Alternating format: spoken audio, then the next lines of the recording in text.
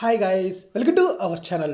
ఈరోజు మన ఈ వీడియోలో ఐపీఎల్కి సంబంధించి ఆర్సీబీ వర్సెస్ కేకేఆర్ మధ్య జరిగే మ్యాచ్కి సంబంధించి వనింద అసరంగా ఇంజురీకి సంబంధించి అండ్ సూర్యకుమార్ యాదవ్ ఫైనల్ టెస్ట్కి సంబంధించి ఫుల్ అప్డేట్స్ అయితే ఈరోజు మన ఈ వీడియోలో అయితే మాట్లాడుకుందాం.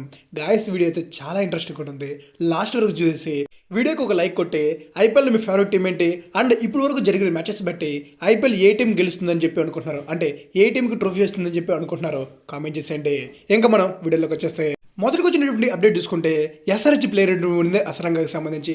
అసరంగా ఎస్ఆర్హెచ్కి మళ్ళీ దెబ్బేసే డబ్బా. అసలు ఏమైందంటే రీసెంట్గా బంగ్లాదేశ్ వర్సెస్ శ్రీలంక మధ్య జరుగుతున్న ఫస్ట్ టెస్ట్లో మనోడు ఆ మ్యాచ్ ఆడకపోయినా వనింద అసరంగాకి అయితే లెఫ్ట్ హీల్కి సంబంధించి ఇంజురీ అయితే అయిందంట. సో ఇప్పుడు ఇంకా వనింద అసరంగాకి ఆ ఇంజురీ కొంచెం సీరియస్గా ఉండటం వల్ల తనకైతే ఐపీఎల్కి రావడానికి ఇంకొక 10 days ఎక్స్ట్రా అయితే కావాలని చెప్పి అయితే ఎస్ఆర్హెచ్ మేనేజ్మెంట్ అయితే తనైతే అడగడం జరిగిందంట. ఇప్పటికే వనింద అసరంగా 2 మ్యాచ్లు మిస్ అయ్యాడు. ఇప్పుడు ఇంకా ఇంకొక 10 days తను రావట్లేదంటే ఎస్ఆర్హెచ్కి కొంచెం మైనస్ అని చెప్పాలి. ఇప్పుడు ఇంకా వనింద అసరంగా ఎప్పటి నుంచి ఐపీఎల్కి అవైలబుల్గా ఉంటాడని చూసుకుంటే April 9th SRH versus Punjab మధ్య మొహాలీలో జరగబోయే మ్యాచ్కి అయితే వనింద అసరంగా అవైలబుల్గా ఉండే ఛాన్స్ ఉంది. సో ఈలోపు ఎస్ఆర్హెచ్ ఆడబోయే ఏ మ్యాచ్కి అయితే అసరంగా ఉండవు. అయినా ఎస్ఆర్హెచ్కి అసరంగా లేకపోయినా పెద్ద ప్రాబ్లం ఉండదని చెప్పి నేను అనుకుంటున్నా. ఎందుకంటే ప్రజెంట్ వాళ్ళ టీంలో ఉన్నటువంటి మయాంక్ మార్కండే చాలా బాగా బౌలింగ్ అయితే వేస్తున్నాడు అండ్ వాళ్ళ టీం కూడా చాలా సెటిల్గా అయితే ఉంది కాబట్టి సో అసరంగా లేకపోయినా పెద్ద ప్రాబ్లం అయితే ఉండదు. ఇప్పుడు ఇంకా అసరంగా సంబంధించి మీరేమనుకుంటున్నారు అనేది కామెంట్ చేయండి. ఇంకా నెక్స్ట్ మనం మరో న్యూస్లోకి వెళ్ళిపోతే అది సూర్యకుమార్ యాదవ్కి సంబంధించి. సూర్యకుమార్ యాదవ్ ఫ్యాన్స్ మరి ముఖ్యంగా ముంబై ఇండియన్స్ ఫ్యాన్స్ సూర్య కోసం కళ్ళు కాయలు కాసేలాగా ఎదురు చూస్తున్నారు.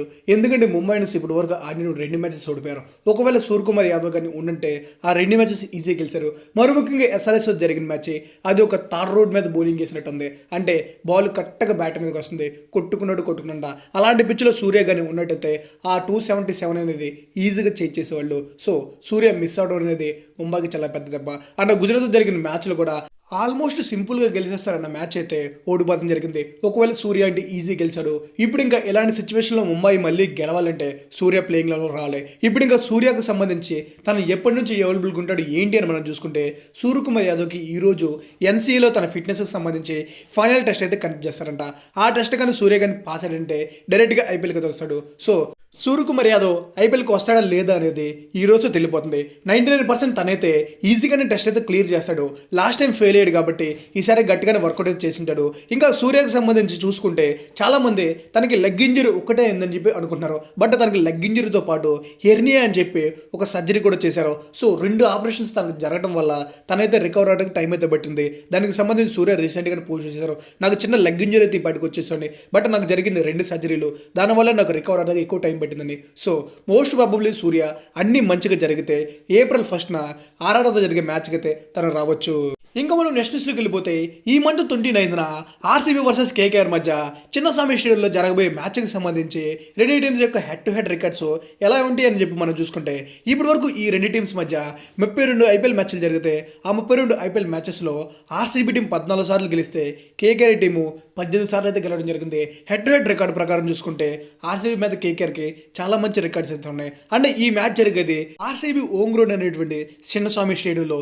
ఈ స్టేడియంలో ఆర్సీబీకి కేకేఆర్ మధ్య ఉన్నటువంటి హెడ్ టు హెడ్ రికార్డ్ చూసుకుంటే ఇప్పటి వరకు ఈ 2 టీమ్స్ మధ్య చిన్నస్వామి స్టేడియంలో 11 మ్యాచ్లు జరిగితే ఆ 11 మ్యాచ్ల్లో ఆర్సీబీ గెలిచింది జస్ట్ 4 మ్యాచ్లు మాత్రమే. మిగిలినటువంటి 7 మ్యాచ్లు కేకేఆర్ గెలవడం జరిగింది. కేకేఆర్ టీంకి వాళ్ళ ఓన్ గ్రౌండ్లో ఆర్సీబీ మీద ఉన్న రికార్డ్స్ కంటే కూడా ఆర్సీబీ ఓన్ గ్రౌండ్లో ఆర్సీబీ మీద కేకేఆర్కి చాలా మంచి రికార్డ్స్ అయితే ఉన్నాయి. అండ్ ఈ 2 టీమ్స్ మధ్య జరిగినటువంటి లాస్ట్ 5 మ్యాచెస్లో ఆర్సీబీ ఒక్కసారి గెలిస్తే కేకేఆర్ 4 సార్లు గెలవడం జరిగింది. So head to head record ప్రకారం చూసుకుంటే ఈ మ్యాచ్లో కూడా కేకేఆర్ గెలిచే ఛాన్స్ అయితే ఉంటుంది. బట్ ఏదైనా జరగచ్చు.